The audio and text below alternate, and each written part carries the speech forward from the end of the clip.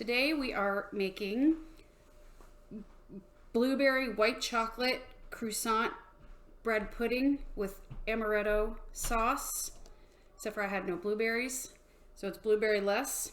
Yeah, stay tuned. Mondays, am I right?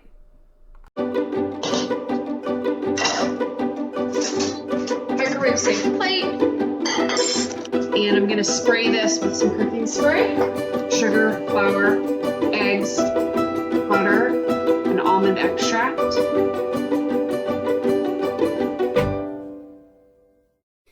It's day 4,632 of the quarantine.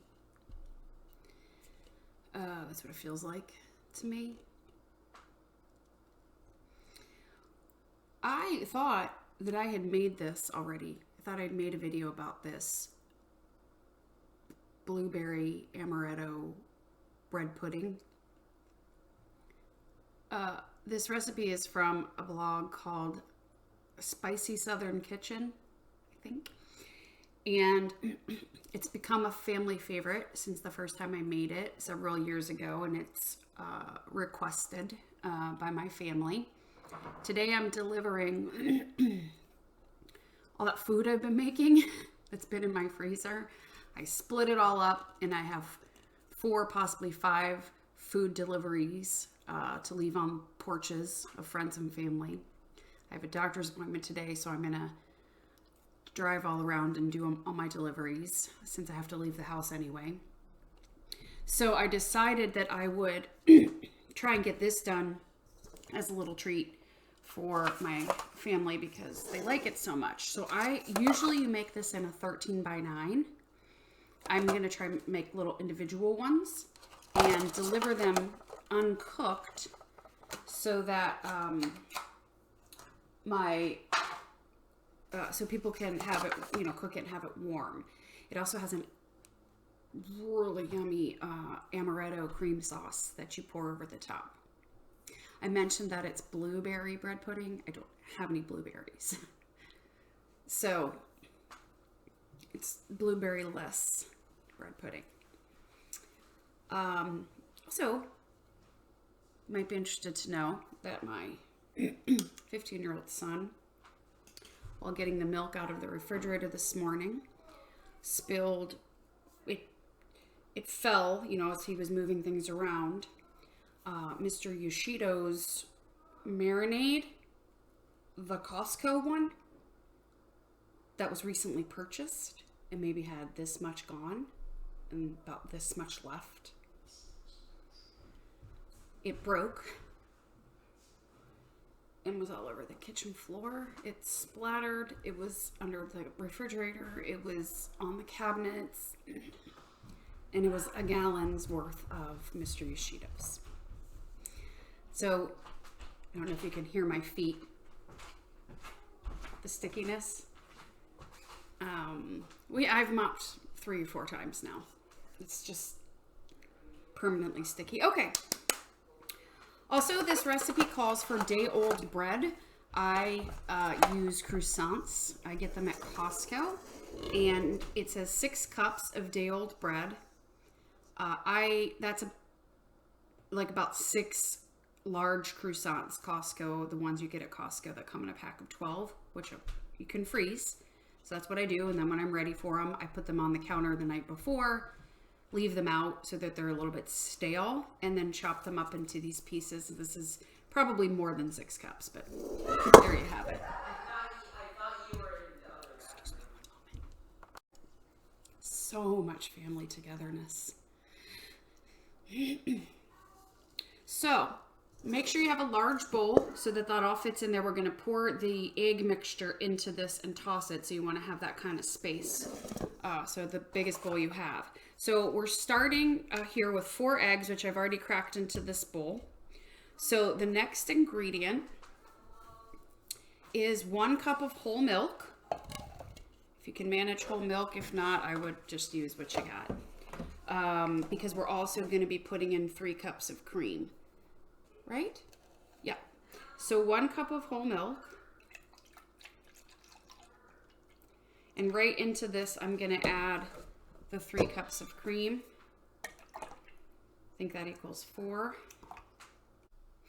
Okay, so 1 cup of whole milk, 3 cups of heavy cream going in. Next, we're taking 1 cup of brown sugar, packed, whatever type you have, light or brown, no big deal, either way. We're putting in a 1/4 cup, which is a half a stick, of melted butter into this as well. Then we are gonna add,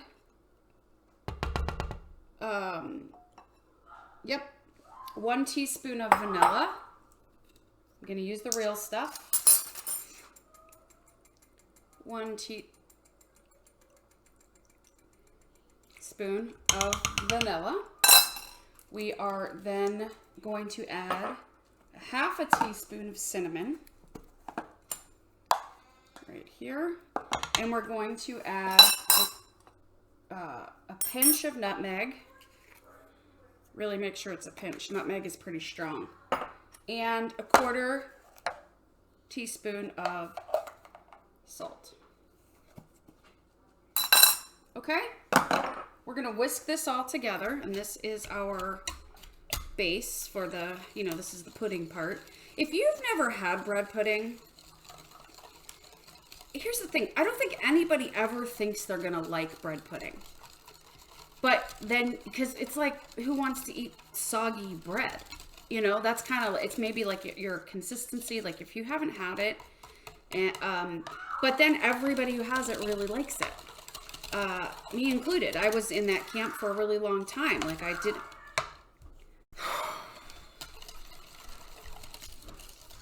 Okay.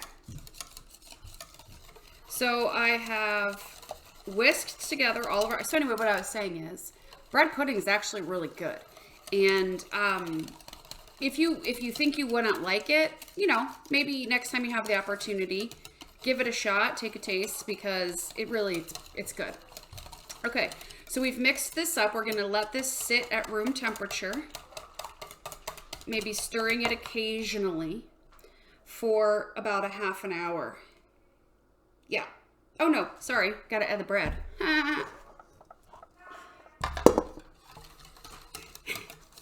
So we're gonna add the egg to our bread mixture and toss it around. So make sure all the bread gets sort of gets sort of dunked in the mixture, so it has an opportunity to soak up the egg into the bread. That's what you want. So we're gonna let this sit, like I said, for 30 minutes just on your countertop, and give it a stir up every so often. Okay. While that's happening, we're gonna make the Amaretto cream sauce. So I'll meet you over at the stove in a sec. Hi. Okay. So only 3 ingredients over here: Amaretto, sugar, just regular sugar, and 1.5 cups. Sorry, 4 ingredients: 1.5 cups of cream and cornstarch. So what I'm going to do is I'm going to get the 1.5 cups of cream, pour that in here, and get this starting to warm up. We want this to get hot, but not boiling. So I'm going to get that started. Be careful, because as soon as that starts to boil, it'll start to bubble up. So you don't want that. Then we're going to take a 1/4 cup of Amaretto, and to this we're going to add a tablespoon of cornstarch. Uh-oh. Hope I have a tablespoon in here. Yeah. A tablespoon of cornstarch right into your Amaretto mixture, and then whisk that around, making sure you get all the clumps out, so it looks gross, like this, like muddy water, or like the mop bucket after you clean up a gallon of Mr. Yoshido's off your kitchen floor. Looks like that's what your mop water looks like, and it smells like soy sauce. All right. No, I'm fine. I'm good. Don't worry about me. Okay, so this is heating up. So what we're gonna do is once this gets hot, we're going to whisk in the, can hear it sizzling? We're gonna whisk in this amaretto mixture, and we're going to carefully bring it to a boil, okay? Once we add this. Make sure this is good and hot. Again, being careful with the boiling. Stay here, don't leave the stove kind of thing. Okay? I'm gonna pour this in, whisk around, let this get to a boil. Soon as it gets to the boil, turn your stove down to a simmer.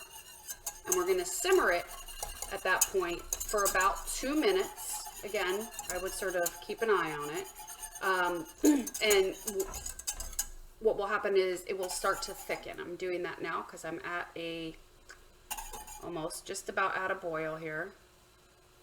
But you want that heat to get up to the boiling point for sure to sort of activate it.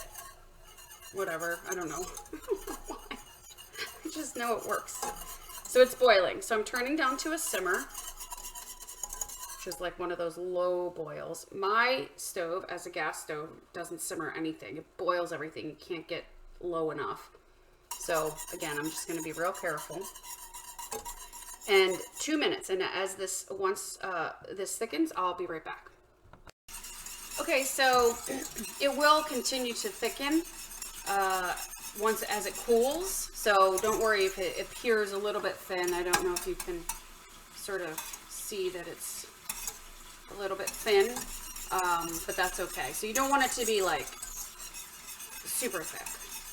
Medium thick. We're going for medium thick. Okay? So medium thick, turning off the heat and adding to this a 1/4 cup of just regular sugar. Whisking that about.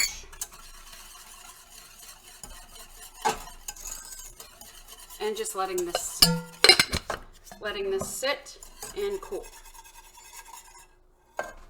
Done.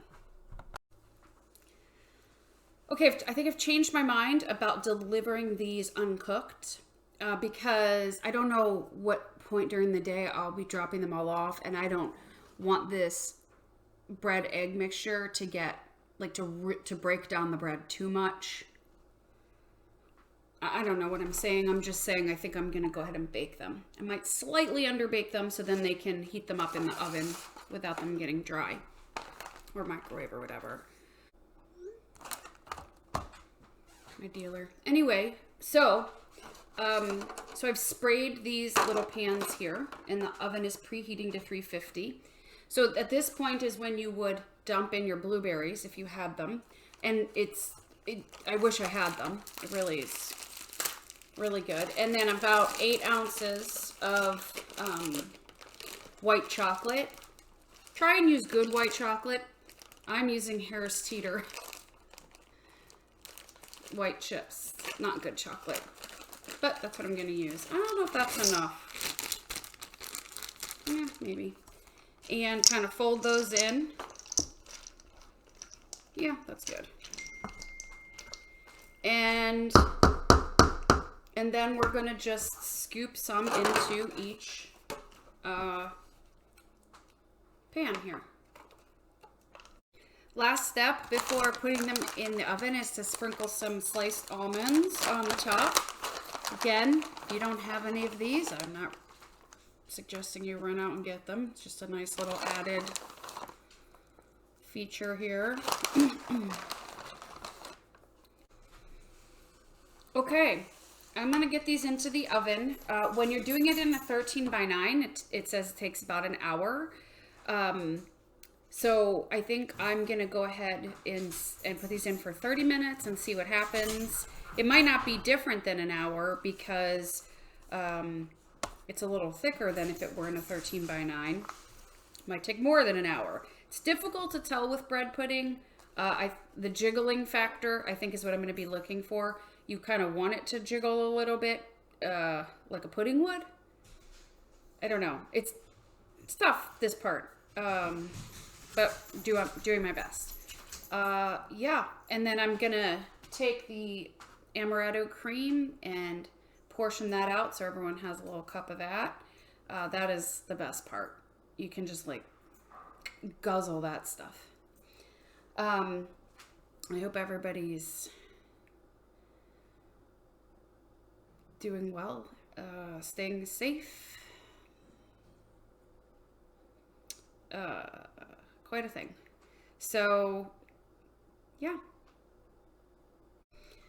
So they've come out of the oven. I have no idea if they're done or not, but they look delicious. They smell really great. I've packaged up the amaretto sauce. So I'm going to let these cool, wrap them up, get in the car, and go out for some deliveries.